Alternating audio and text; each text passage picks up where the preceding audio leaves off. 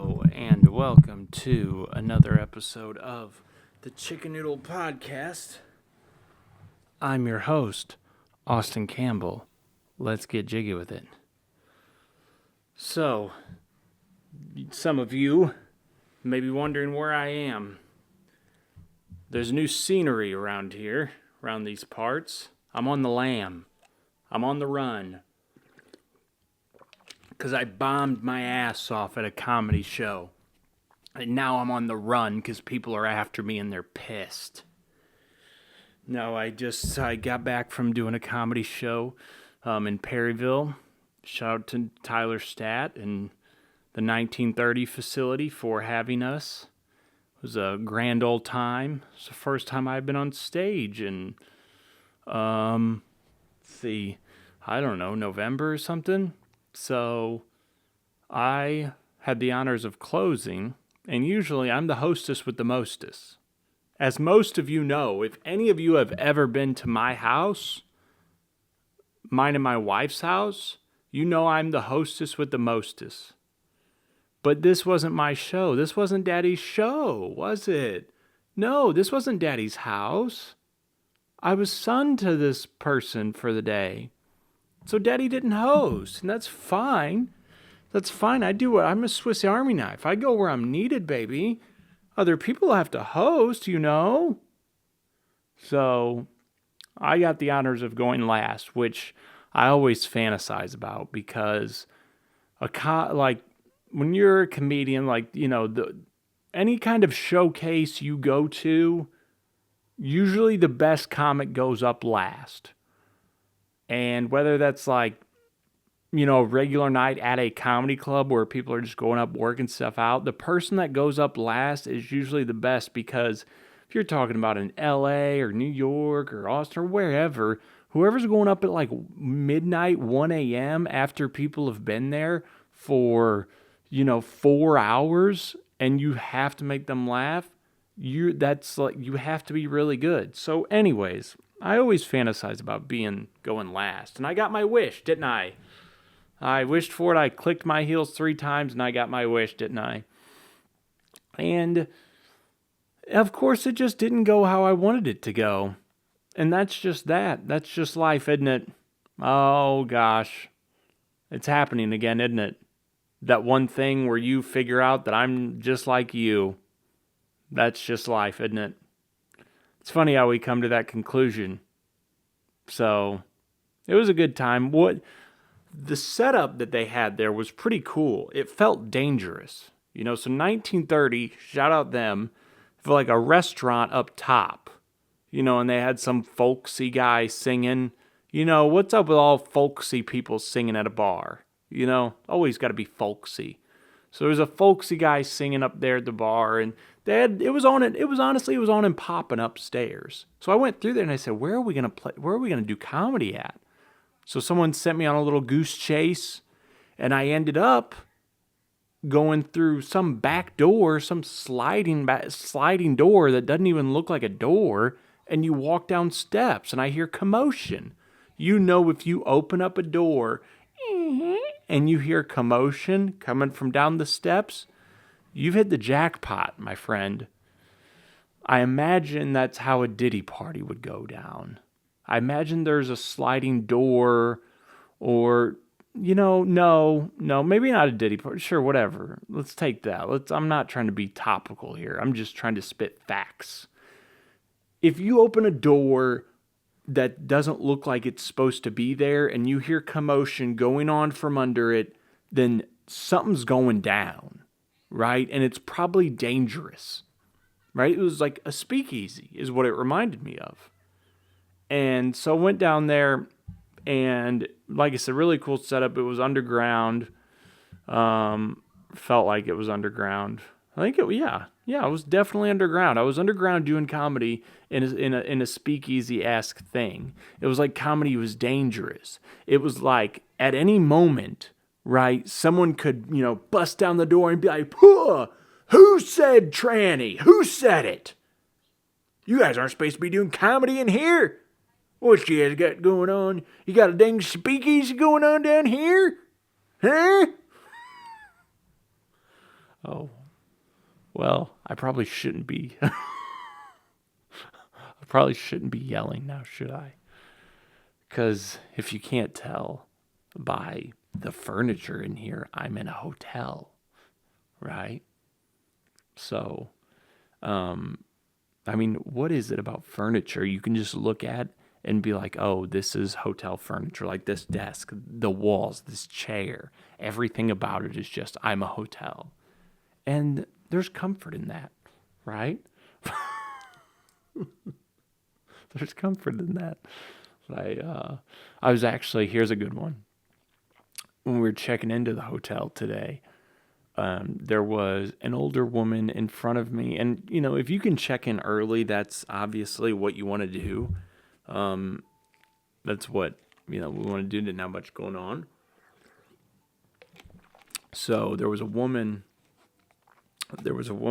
old woman that was in front of me that she was pretty much trying to figure out. She was trying to check in early like me. And I know that the lady at the counter said you could. Said she could. And I was like, dang it. I hope this old broad didn't beat me to the punch. I hope that they let me check in early too. And so anyways, they ended up doing that. So that was very nice. But this lady and the old lady and the, what would you call her? Not a cashier, the service desk lady, the concierge, I think would be her name. Anyways, this lady that worked behind the counter, her and the old lady were talking. And then I came up there, and then me and the lady behind the desk were talking. And she said, hey, yeah, you know, everything should be fine. There's a volleyball team staying here on your floor.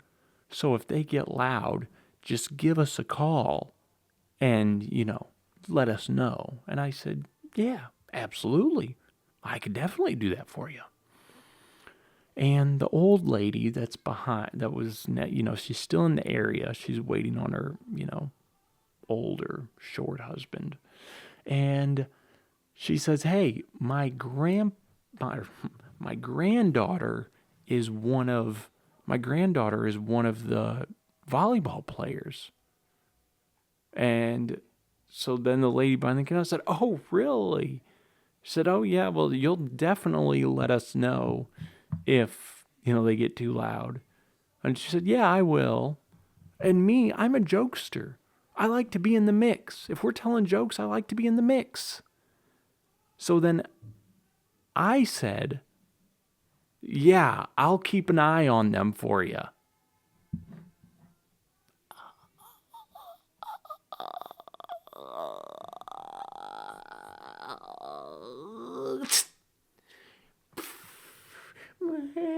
Credits.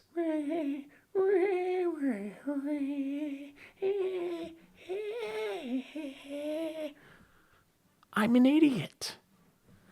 So, but they did that laugh that, like, I look back on now and I'm like, oh, maybe they were just nervously laughing because I creeped them the hell out. And maybe not. Maybe they could tell I just wanted to be in on the joke. Because I did mention to them, you know, they said, what brings you to town? And I said, oh, I've got a comedy show to go do. Little did they know I was going to go bomb. Little did they know I was going to go eat shit. Huh? They didn't know that though, did they? They thought I was a big shot. They thought I was Mr. Big Shot. Big timer walking around with his watch on. Look at this guy, just thinking he's something, thinking he's just going to go into a show without having touched the stage since November and just eviscerate. But no, I didn't, did I? I didn't kill like I wanted to. And part of that could have been for many reasons. But sometimes whenever my jokes just don't hit the same, it just throws me through a loop sometimes. And then, then there was, so what I like to do, if I don't have to go up first, or if I'm not hosting, I like to go up And I like to say something about the previous comedians that were on stage. It's a little joke I like to do. I like to, sometimes I do some wordplay, and other times I do a thing called a callback to maybe whatever someone was talking about before me. And the audience usually likes it because when your boy can be, whenever I'm capable of it, I can be pretty clever. I can be a little jokester, huh? Huh? Did you know that? Did you know I tell a little joke or two? Huh? Did you know I'm a little jokester? Oh, he's pretty clever, isn't he? Oh. So, what the hell was I even talking about? This is the problem when I do this, when I go off on a thing, because I lose what I was talking about. Um, Hopefully, they're not coming to knock on the door. That would be. I'd invite them. Actually, if they knocked on the door, I'd say, I need to interview you for 10 minutes. That's what I need.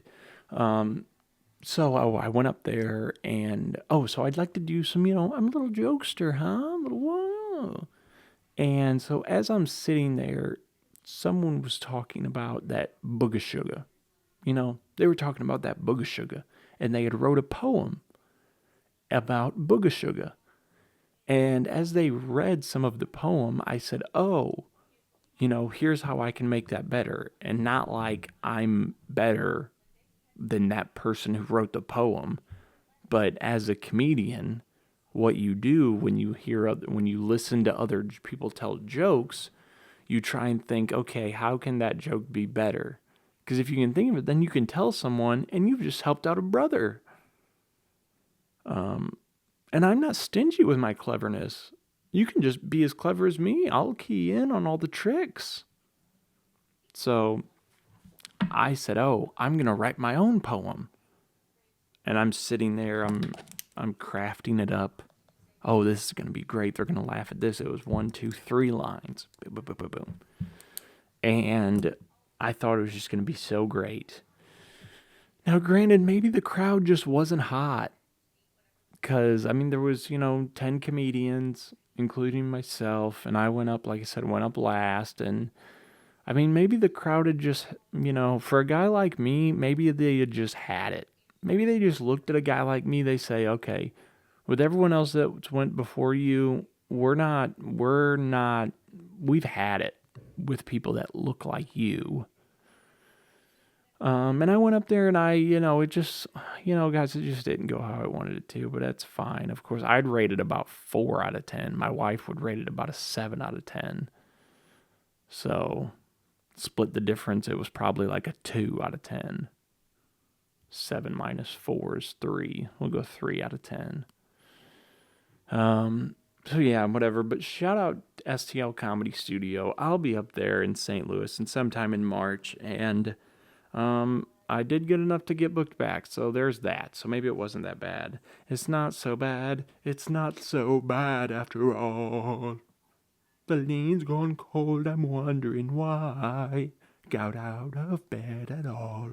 What is that when a rapper just remixes just a song that has no business being in hip hop, but man, it just hits sometimes. It was first, it's that Dido. I don't know what the song is called, but Eminem does the remix with Stan. And then Ray Shremmerd remix it, whatever. Let's get into my notes here. That was just a recap of my night. Let's get into some notes. Oh, sorry, Cole. So I went to the gym because I haven't been in a while, and I needed to go to the gym, right? Daddy needs to get swole, doesn't he? Papa's got another little baby on the way, and I can't have no other man take my lunch now, can I? Huh? You gonna come take my lunch money from my family? I'll kick your ass, huh? You may be more trained than me, but I'm a scrapper. I'll rip your throat out. Sorry, honey. I ripped his throat out. He was trying to take our lunch money. That's what I would do. What would you do? So I went to the gym, and Planet Fitness is great. It's great for what it is. $10 a month, and it's fine. It's just great. And I went there on Valentine's Day because I went and, what am I going to do? I have a pregnant wife at home. Huh? What would you do if you had a pregnant wife at home? You'd take her out on Valentine's Day. Now, logistically, of course, I don't like going out on Valentine's Day. Of course, it doesn't make much sense, but with all the stuff we had going on this weekend, I had to go. It made the most sense to do it that day. So, anyways, went to the gym, and I just absolutely crushed it at the gym. And part of that is because I've been reading David Goggins' book. Now, if you don't know David Goggins, of course you know David Goggins. If you don't, look him up. Phenomenal story. I'm in over halfway done with this book. It's just marvelous. And it just shows you the power of the mind. And so I was at the gym, and, anytime I was like trying to go till failure on a set, and that's when you're just like, I can't do it anymore. Every time I go till failure, I'd just play some Goggins some stuff, and I'd be like, yeah. And I'd always be able to get one more rep in. But you got to be careful when you listen to Goggins, because then it becomes, okay, I have to do all this stuff to stay hard, and who is going to carry the boats? But at what point do you stop? At what point, he runs all the time, but do I just run forever? Do I just run and never stop? Because if I'm not hard. You got to be careful. But Planet Fitness, okay, let's talk turkey. Planet Fitness, what's up with Donut Day? Huh? What's up with that? Hey, Planet Fitness, why do you offer free donuts? You sick, greedy pigs. Huh? It's not enough that you say, $10 a month, but actually once a year you have to pay dues, and that's $40 a month. And, but if you want the tanning and stuff, that's like $20 or whatever. But not only do you do that, now you want to negate your customers' health. You want to negate their gains?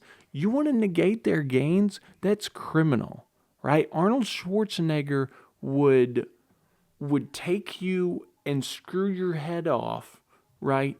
And shove you up his own ass just so he could feel something. He's done so many steroids. So you should be ashamed of yourself, Planet Fitness Donut Day.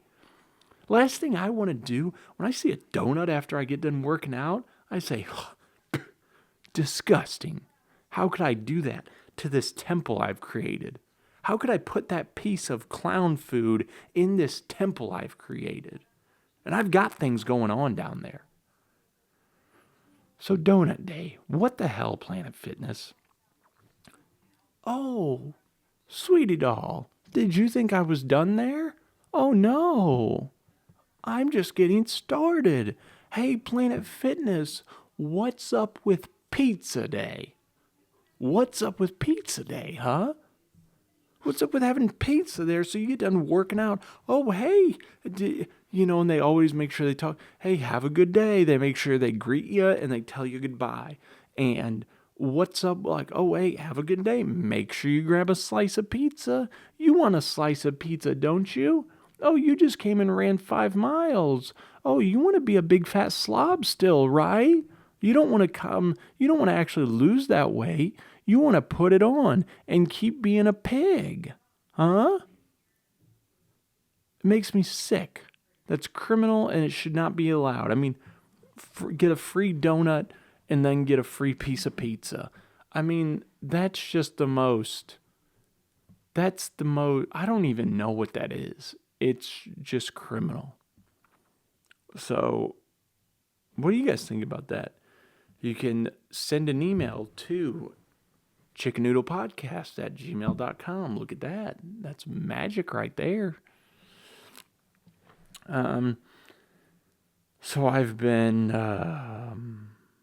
did you guys see the real life, who got eaten by the whale? Jebediah? Who got eaten by the whale? Who's the biblical folk that got eaten by the whale? Jebediah, James, not Noah. Noah had the ark. Geppetto. Hey, who was the guy that got eaten by the whale? Jonah. See, I was close. There was a guy that got eaten by the whale and he got spit out. So he's out there paddling, and then a humpback whale just comes up out of nowhere and is just like, "Poo," and smacks him in his mouth, brings him under, right? And then you're like, oh, wow. Wait a minute, whales aren't carnivores. And then he just appears up out of water out of nowhere. And people like that, people that do that stuff, like people that are out there in the middle of the ocean with like a raft and one of the paddles, those people are nuts, and they honestly deserve all the crazy shit that happens to them. Because that guy, he's going to go back out in the water on a raft and a paddle. And I mean, it's just like when I saw another guy, he was on a kayak, he was kayaking, and then a great white shark starts stalking him, and he has to paddle back in. And the whole time he has all of his, bitch ass cameras hanging off his head, and he's like, "Oh, I've got a shark coming at me. Oh yes, I've got a shark, don't I? Oh my gosh, oh my gosh." And it's just like, you deserve all that stuff that's happening to you. Do you have no value for your own human life? Hey, bub. Hey, bub. You don't have gills, do you? No, didn't think so. Hey, do you have something? Hey, you don't have gill? Really? Hey, excuse me, sir. Do you have something on the side of your chest that I can stick my finger in and waggle it all around like that and pull it out and it's wet? You have something like that? Oh no? Oh, you don't have gills, do you? Hey, then why are you in the water? You're not aquatic. So I don't understand those people. But that guy got eaten by a whale and he lives to tell the tale. If I was that guy and I got eaten by the whale, I would definitely capitalize off of that and try to say that I'm somehow Jonah reincarnated. That's what I would do. There's a lot of money to be made out of there for getting. I mean, you swallowed for a whale for like a second or two, but you can really milk that if you know how to. Hawk to a Sheryl Crow. Sheryl Crow is in the news because she, of course, has a Tesla. Because, I mean, Sheryl Crow just doesn't even know what to do with herself right now. Her mental health is squandering. She's floundering. But she took her Tesla and got it hauled off by a tow truck, and she's waving to it bye, and she's trashing Elon Musk and saying she's got a side to what side are you gonna choose? I'm not gonna be on the side that President Musk is on. I've sold my Tesla, I've drawn the line, and now I'm gonna donate this money to NPR because I'm Sheryl Crow. And what are some of Sheryl Crow's big songs? Hold on a minute. Sorry, this is for the bit. Top songs. Real Gone. What the hell? Okay, why is she such a big deal? What kind of songs does she sing? Who sings Redneck? Okay, Sheryl Crow's okay.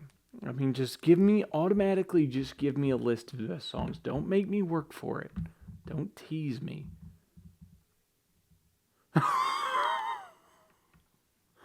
Okay.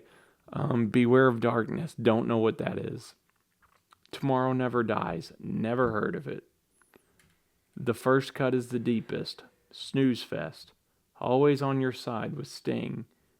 Oh, I was in a band called The Police and I dated Sheryl Crow. Soak Up the Sun. Don't know. A Change Would Do You Good. I mean, I've never heard any of these. I have not. Cultured. I got so cultured at the Super Bowl, let me tell you. My favorite mistake, It Makes You Happy. All I want. Okay, I think I know this one. All I want. What's that? How does this one go? All I want to do. Is that one? All I want to do. Okay, now back to the bit.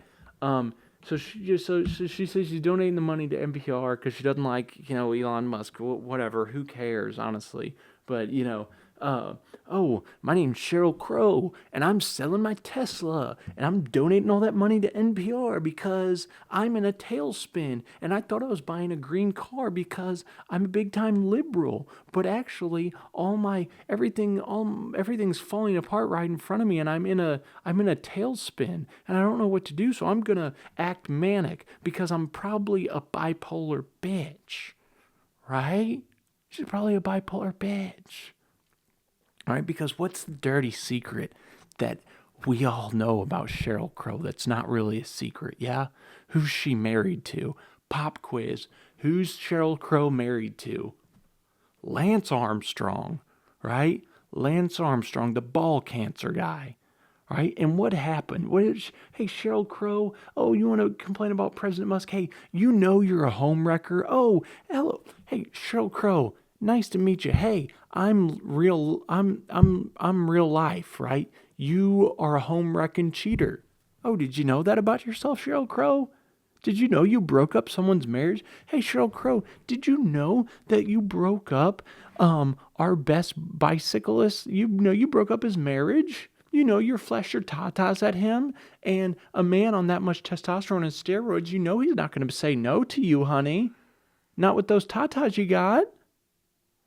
So before you sell your Tesla and you want to say, oh, you're donating the money to NPR, honestly, who even listens to that junk? When you can listen to this.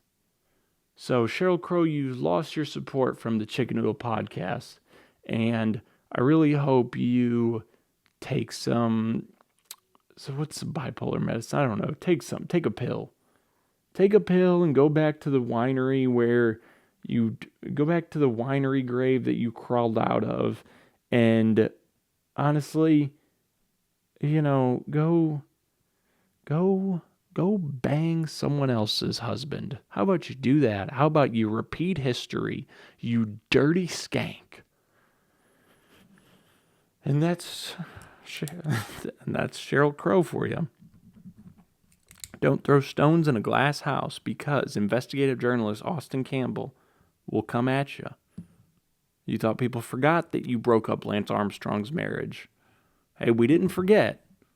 Just because, all I want to do is fuck someone's husband. I know what that song's about. 30 minutes and we're hanging out. Security guard slaps woman at Taco Bell. A white security... okay. Did I say... What did I say? Did I say he slapped a black woman? I said he slapped a woman. If I did, whatever, but... they just have to tell you that a white security guard at Taco Bell in downtown Los Angeles was filmed slapping a black woman in the face after she refused to leave the store. But it's unclear from the video why she was confronted. The security guard followed close, sees the woman out, and just began touching on the screen. And shockwaves to the dining room. The guard, it's not clear. Okay. She was ordering food. Okay. Okay, I'll cut that till right here.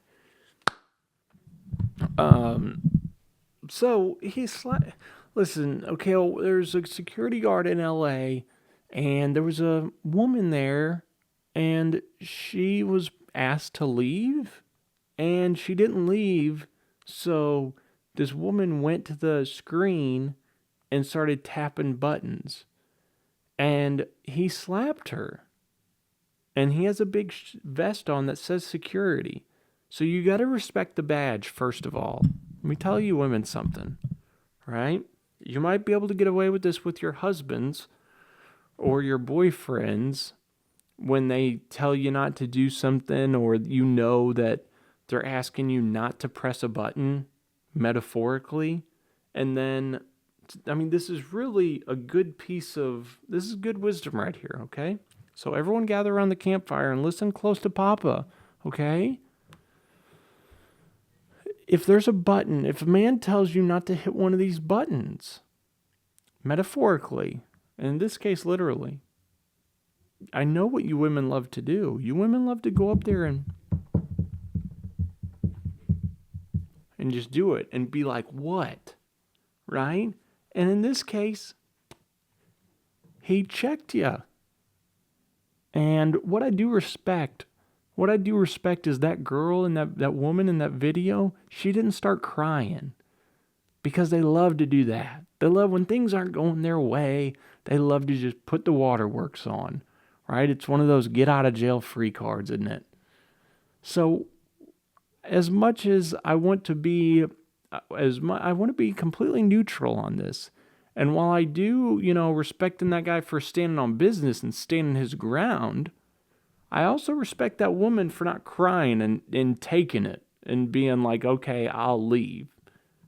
And, I mean, it doesn't seem like there are any charges pressed. I'll be following this story very closely. I'll make sure to let you guys know as soon as I hear something else about it.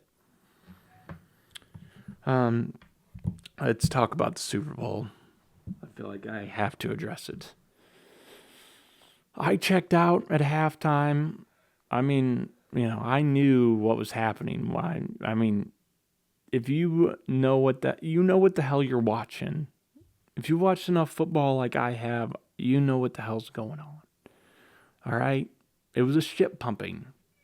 The Chiefs got their ship pumped repeatedly. It was a very hard watch. So I didn't. So I checked out. I took a melatonin, like an suicide pill, and just,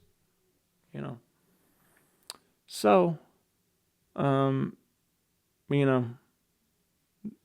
I mean, is Patrick Mahomes still the greatest quarterback in the league? Yes. Does he have more Super Bowl rings than your favorite active quarterback? Yes. So, I mean, what has he ever, I mean, the stats are still the stats, right? And next year, they're going to be just as feared as they always are, right? But, I mean, any given Sunday, but it really, I mean, I checked out all my sports podcasts, and I just couldn't listen to it. And really, I'm just losing the enthusiasm of talking about it right now because it just sucks. But it's good that football's gone because I've got other things I need to focus on. Anyways, the halftime show. Listen, the halftime show, what the hell was that? Right? Drake just dropped a new album with Party Next Door. So you guys can all don't listen. All you guys that bing bong, on Kendrick's jock, you guys can stay over there, right? It'll be the last time he's ever relevant. Okay, you want to get relevance, Kendrick? You talk about the king. Oh, you disappeared for a while, and now you think your shit's hot because you started talking about the GOAT? Well, yeah. You remember what happened when MGK took a shot at Eminem, right? And this is different races. It's a whole different thing, but it's a similar concept. So, when I was trying to figure out why don't I like Kendrick Lamar? Why don't I like him? There's something about him that I don't like. And then when I realized it was he started talking about like slavery and stuff in the halftime show. And I figured it out. He's a black nationalist. Okay. Now it's not that I don't dislike one kind of nationalist. I dislike all nationalists. Okay?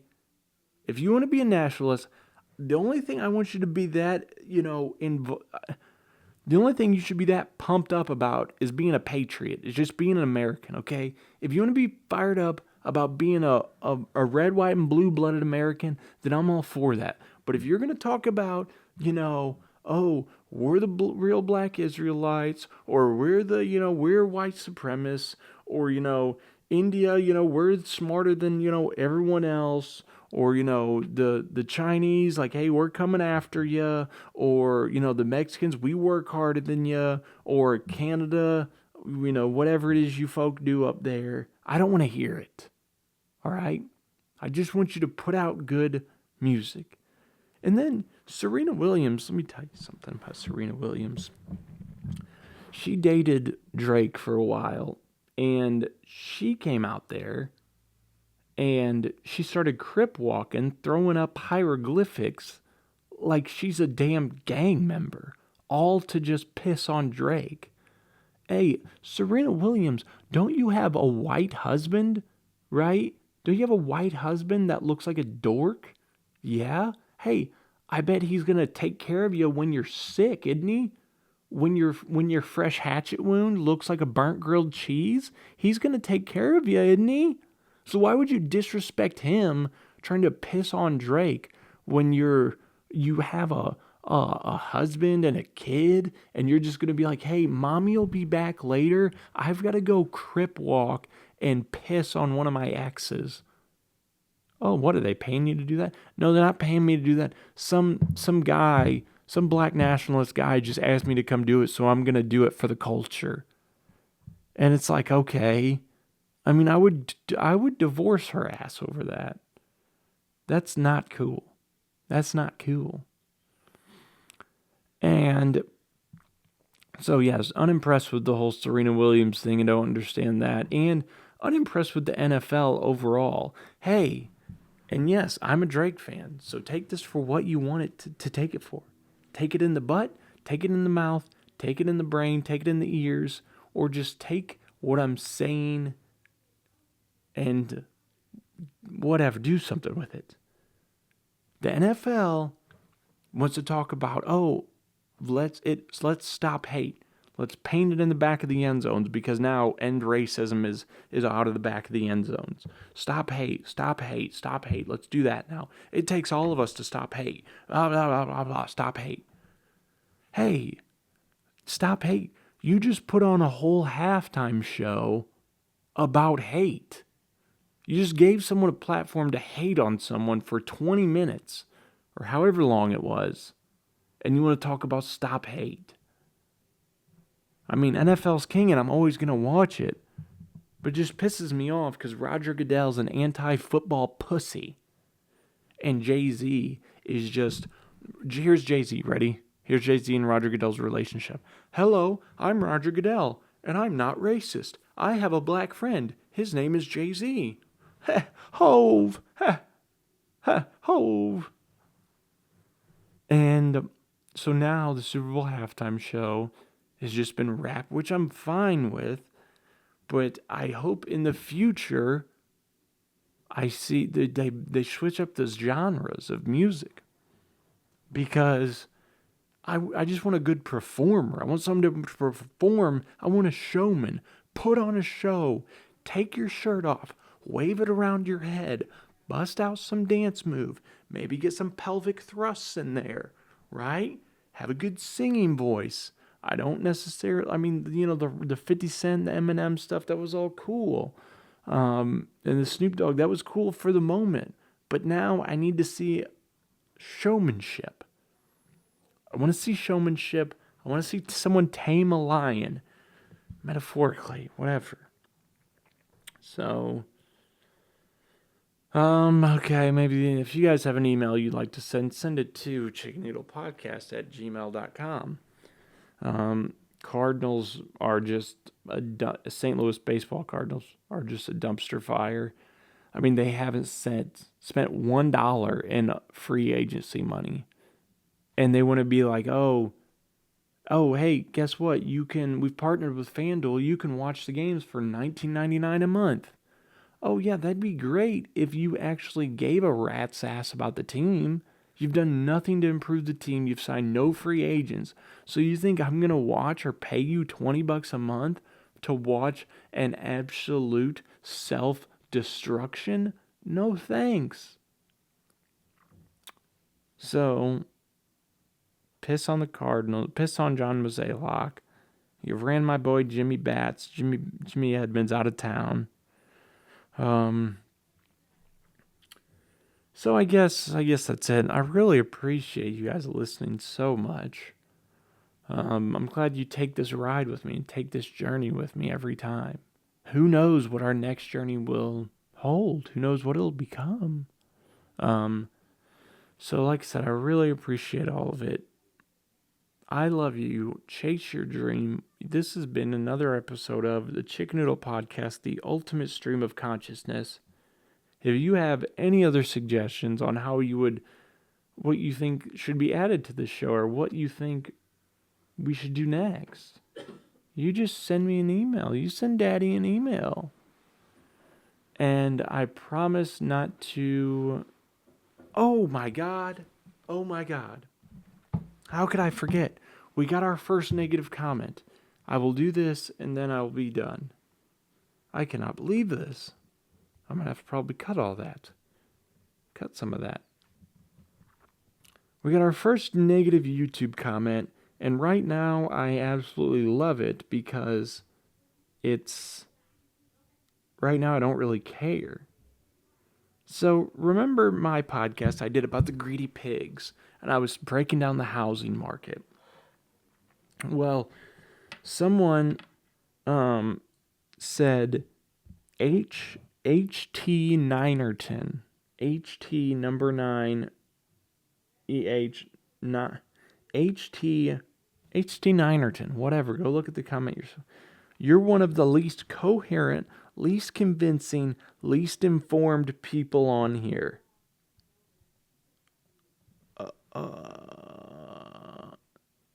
And if you didn't know H. Ninerton, hey, that's the charm of this podcast. And if you are coming here for coherency, convincing, or informed, I've got news for you, bub. You're on the wrong side of town. Huh? You're on the wrong side of town, Mr. H. Ninerton. Did you know that? Did you know you'll get your clock cleaned for stepping on this side of the tracks? Did you know that, H. Ninerton? Oh, I bet you didn't. Don't make me sick the noodlers on you. It'll be a bad day if I sick the noodlers on you, cuz. Huh? What would you do if you had someone posted up on your blog spewing blasphemy about your podcast, huh? So H. Ninerton, you keep coming with the negativity. I'm going to clean your clock, cuz. So shout out H. Ninerton. People like him are what make the world go round. And the internet wouldn't be the internet without people like him. So I let him know that he earned a little spot on the next episode. And he said it's an honor. So honestly, God bless. God bless that man. And God bless you. And I love you bunches. And till we meet again, my name's Austin Campbell. And goodbye.